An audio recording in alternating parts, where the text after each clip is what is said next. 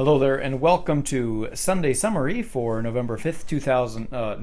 It's not November 5th, it's supposed to be November 3rd. I forgot to make that little change. I've got the wrong little graphic. I am doing two things tonight. I'm doing Tuesday Night Live shortly. This is the graphic that I think I'm supposed to have up there, right there, for Sunday, November 3rd, 2019.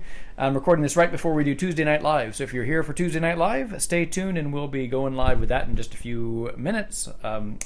Michael Sheeran is finishing up his Financial Peace University class right now, so that's what he's doing, and then we will record Tuesday Night Live shortly. But it's been a while since I've done one of these Sunday summaries, so I wanted to do one here while I've got all the equipment set up.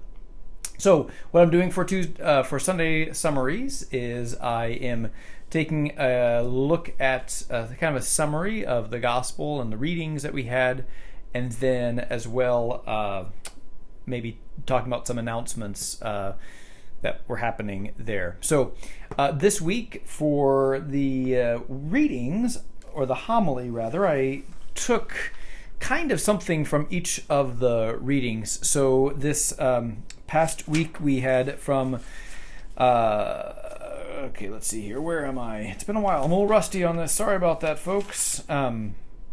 The passage about Zacchaeus and about his generosity with this encounter that he has with Jesus Christ.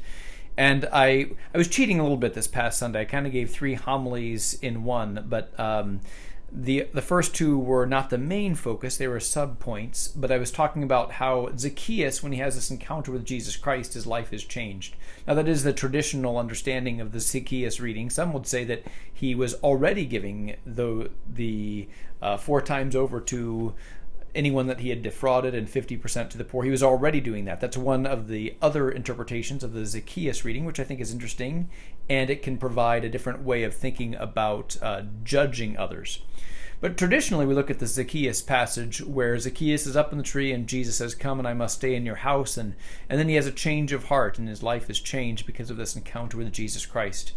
And that generosity that he responds with then was kind of the first part of the theme, and talking a little bit about our stewardship that we've been doing the past month, and how we are also called to encounter Jesus and then to respond with generosity.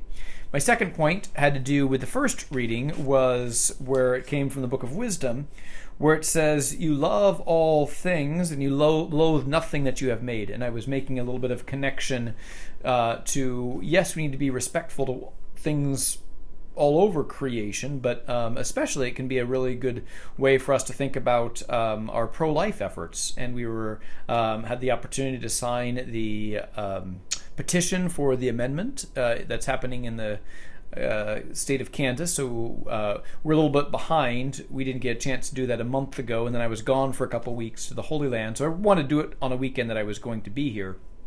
And this first reading really tied in well about God has fashioned all these things and he has never made something that he loathed. So that was the idea, was to connect the first reading to respect for all of creation, because it's all made by God, but especially in our pro-life efforts. But the main part of the homily was talking about the second reading, where it says, it's a beautiful passage from the second letter of Paul to the Thessalonians, that our God may make you worthy of his calling and prayer, and powerfully bring to fulfillment every good purpose and every effort of faith. And I was talking about how all of us have a calling from God, and that we will live in a way that is worthy of that calling. Especially through our baptisms, right? So we have all been baptized, anointed, sent to be priest, prophet, and king, and to live in a way that is worthy of that calling that we have received.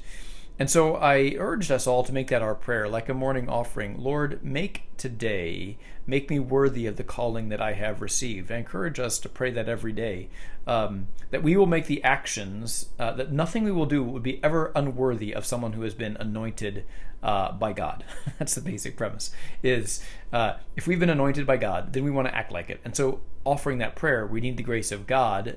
We're never going to be worthy, if you will, but we can try to be closer each day by the grace of God. So that was kind of the thought that I was sharing there. And then I encouraged people also to pray for me, that I might be worthy of the call that I have received. I've received a special call to serve here at Good Shepherd and to be your pastor, but I am certainly not worthy in many respects. But pray, as I pray that prayer personally, that I will be worthy of the call that I have received. Pray for your pastor, please, that I will be worthy. It doesn't mean that you'll necessarily agree with every decision I ever make, but that I will be faithful to holiness and to service and being a good father to the people here at Good Shepherd. And then to pray for our bishop, pray for our pope.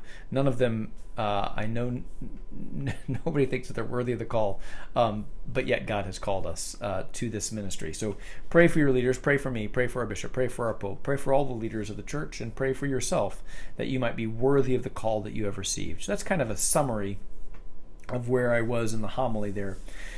So other announcements that we had at this at the Mass was, of course, the announcement about the signing the petition. So if you haven't had a chance to do that, please do so.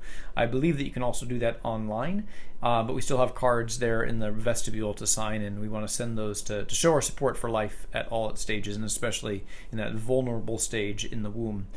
We also had a speaker from the Archdiocese for the Victims' Assistance, Linda Slater Tremble, and I think it's beautiful that we are reaching out to the victims.